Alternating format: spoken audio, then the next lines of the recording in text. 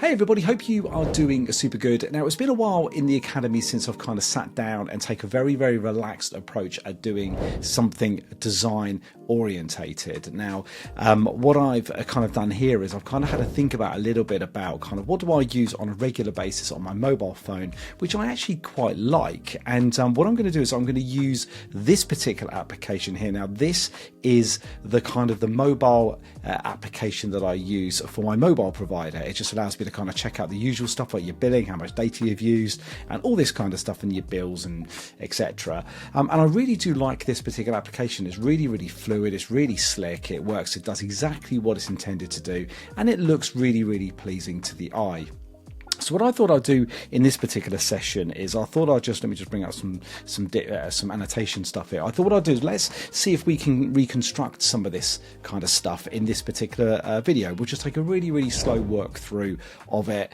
You'll get some ideas hopefully along the way. So if you are learning Flutterflow on how to kind of build something like this up in the way that perhaps I would approach it myself.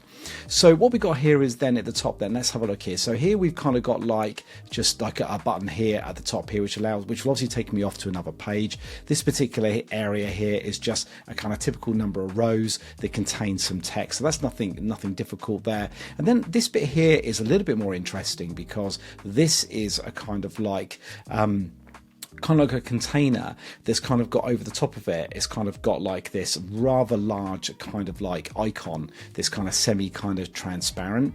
And you'll notice here that kind of icon here doesn't kind of overlap or doesn't come outside of this particular area of the page at all. So we'll talk a little bit about that, how we can kind of clip kind of content with inside containers.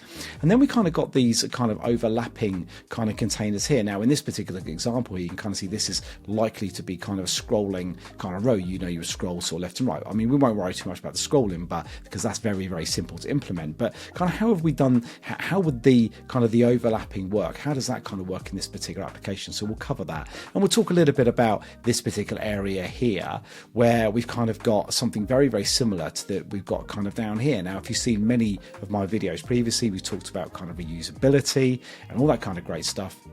So how can we create something that we can then reuse in all of these particular panels? And then what you'll also notice is that in these particular panels here and here, in fact, and also this one as well, is that the panels all look very similar. Okay, we've got kind of like a white background, we've got kind of that shadow.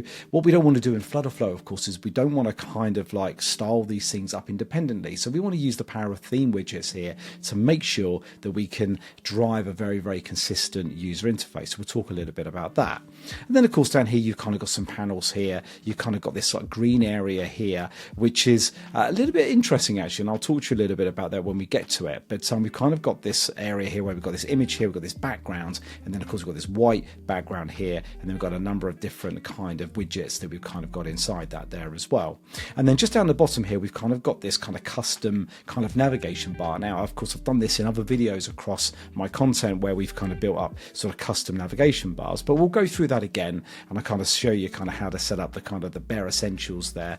And of course it will be very straightforward to kind of then change this application to turn that into a proper working navigation bar. And you can follow obviously other videos that I've got along the way.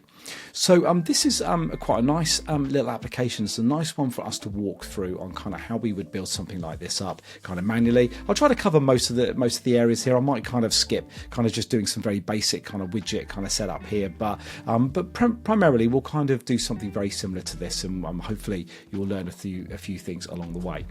So let's now take a really relaxed approach to this. Let's start with a brand new Flutterflow project and let's start constructing this kind of manually. So let's head over to that now.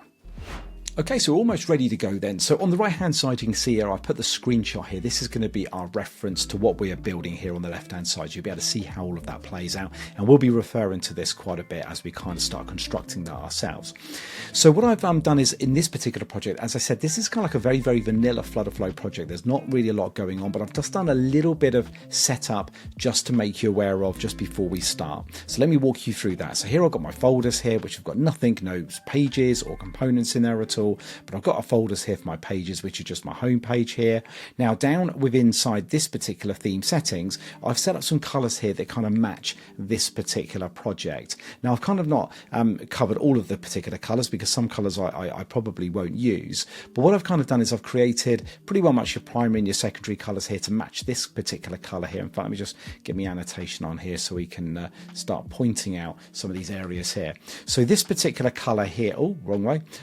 let me go from here. So this particular color here matches that one there. The secondary color here matches that slight dark gray that we've got there. And then what I've done is with my primary text, this is going to be clearly these particular ones here and these particular colors here. So kind of like your headings of the application is going to be that color, and the secondary text is going to very much sit in this particular area here. I think that's important to kind of just have that slight different contrast between the two, kind of the more header text and your general text. Now what's quite interesting is that in this particular application I could have created this as an Ascent 3, but what I've done is I've created this very kind of light grey here to use very sparingly in this particular location just here there. So it's not going to be used throughout much of this particular application, but I've created a custom color. So what I would say there is that don't create loads of custom colors in your application. Try to keep your palette nice and tight. But in this particular example, there's likely I'm going to need these additional colors just to kind of support some of these particular areas here.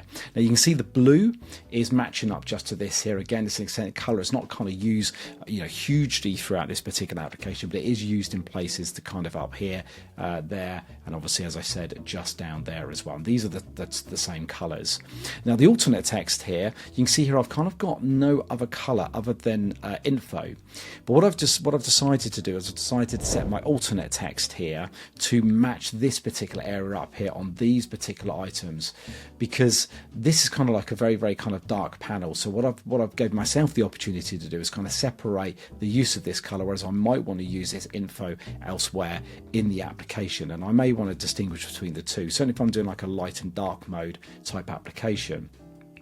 So that's just a general kind of flavor to the colors. Do explore that within inside the actual sample project. Please do go and have a look. And of course, if you're following along, then please check out the starter project as well, where this gives you everything set up and then we're ready to go. So just a couple of little bits just to point out here. Now within inside my assets, let me just turn my annotation off there. So within my assets here, all I've done is I've uploaded an image here. I've just got ChatGPT to produce me an image that kind of, I suppose, is very, very similar to this here. I've kind of just said, could just replicate this, and it's kind of created me this transparent PNG, and we'll use this in place of this particular panel here.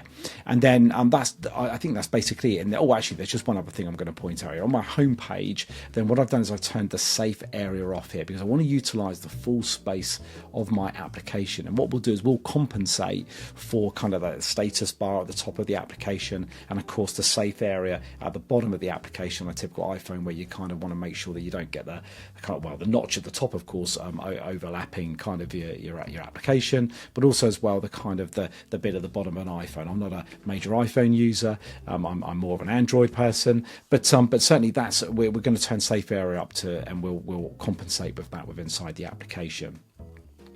So that is pretty well much it for the setup. Let's now move on and let's get our hands dirty and let's start creating some widgets.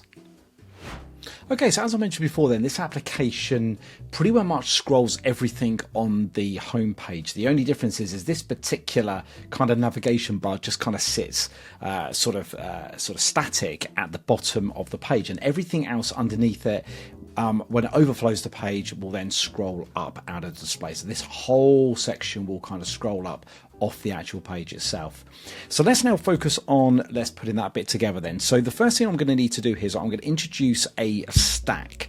And this is going to be quite important because the actual stack, the whole idea of it is that it allows us to kind of sort of overlay widgets on top of each other. Now what we need to do is we need to have this particular area kind of independent here, and then this particular area here needs to kind of be then overlaid kind of like the most top location on that particular stack. So what I'm going to do is I'm just going to put a container in here. So let's put this container in here. In fact, let's just add 2 containers. So this one is going to be the kind of the page container, and you'll notice here that what I've kind of done is this kind of is the very first one, and then the bottom one here will always be over the top of the one that is just above. That's the kind of the order that kind of widgets on a stack are kind of overlaid. Okay, so the one at the bottom is the one that's always on the actual top. Let's just give this a name of navigation bar container, like that. Now let's give our navigation bar container, let's say a kind of full width there, so we're going to go right across, so it's in infinity, and then the height, just for now, let's put 70 on there. In fact, let's probably put just 80, just for good measure.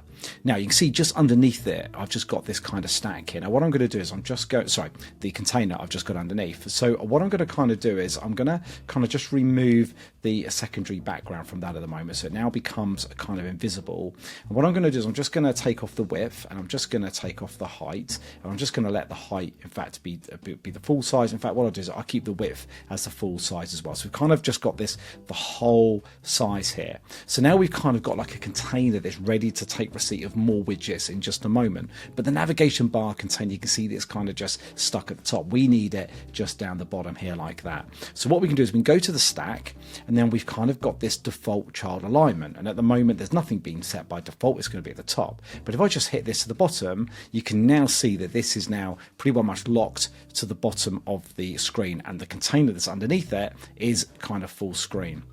So what we can now do with inside our page container is we can come along and we can just now add a column in there, because very, very shortly we're going to start populating this column with all of this kind of information. This whole column is going to kind of scroll up and down.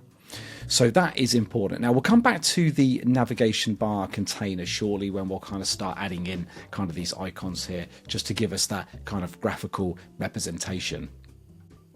So let's now just have a look at the column now. This is going to be a scrolling column. I'm just going to name my widget here of just page column like that. Now this is going to be scrollable, so I'm going to set scrollable. So everything inside is going to be scrollable, and it's going to be the, I'm going to set this as primary. It's going to be the, excuse me, I'm going to set this as primary because it's going to be kind of the only scrollable kind of sort of column on the actual page itself. So now that is set, what we now need to do now is we now need to work on this particular area here. We're now going to start building up this particular container. So just for good measure, let's now think about this a little bit. Now, what you can see here actually is that we're going to kind of need this kind of stacking kind of effect. So we've got kind of this container that sits kind of at the bottom here, and then overlaid within the stack, we've then got all of these containers here.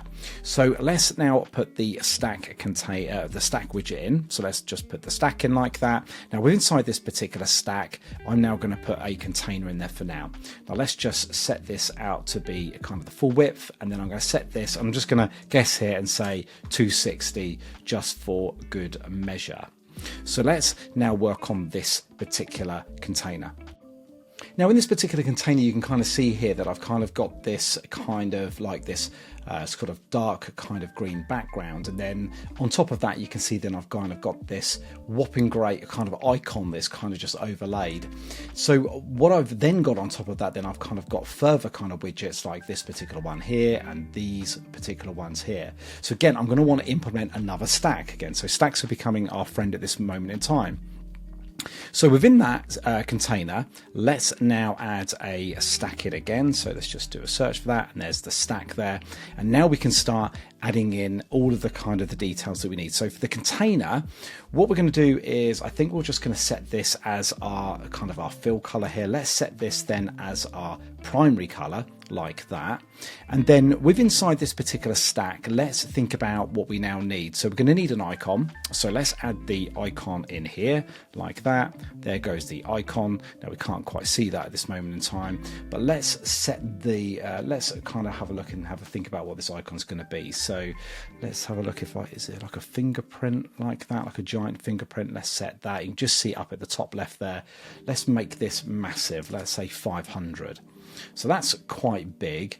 The icon color, let's set this to be our kind of our secondary color. So now these are the kind of the colors that I've got with inside my theme, but it's overlaying at the moment. It's kind of it's overflowing kind of like the actual container itself, but we'll come back and sort that out in just a moment. But what we can do with this particular icon is we can kind of like sort of twist it kind of round, so we can use like a transform widget to do that. So I'm just going to right click and I'm going to say wrap widget, and I'm going to set this to be the transform widget. There it is, just select that. And then what the transform widget allows me to do is it allows me to kind of rotate this kind of around like this. So I'm going to kind of go right the way around here to where I kind of would like it, very, very similar. Now, of course, this is not the same kind of icon as what we got up here, because clearly the mobile application is obviously using some artwork there that I don't have access to. But I'll try and do something that kind of represents something that's a little bit closer to that. So there it is there. That's the icon. I think maybe we just want to go a little bit more like that. And perhaps so we can just make this icon perhaps maybe just a little bit bigger. Let's go to say 650. There we go, something like that. Okay, next let's move into the transform. Let's kind of move the position a little bit.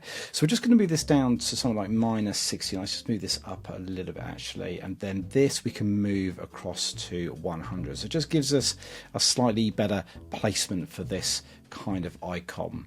Now that's good. So once we've done that, you kind of see that we're kind of overlapping here, which is kind of what we don't want to do. So what we can do is we can go back to the container, and what we can do is we can actually then clip this particular container. So if I just move down here, if I can find it, there it is. Always catches me out because it's kind of not bold. If I just clip that, you can now see that anything that kind of overflows outside of that container, we're now clipping it.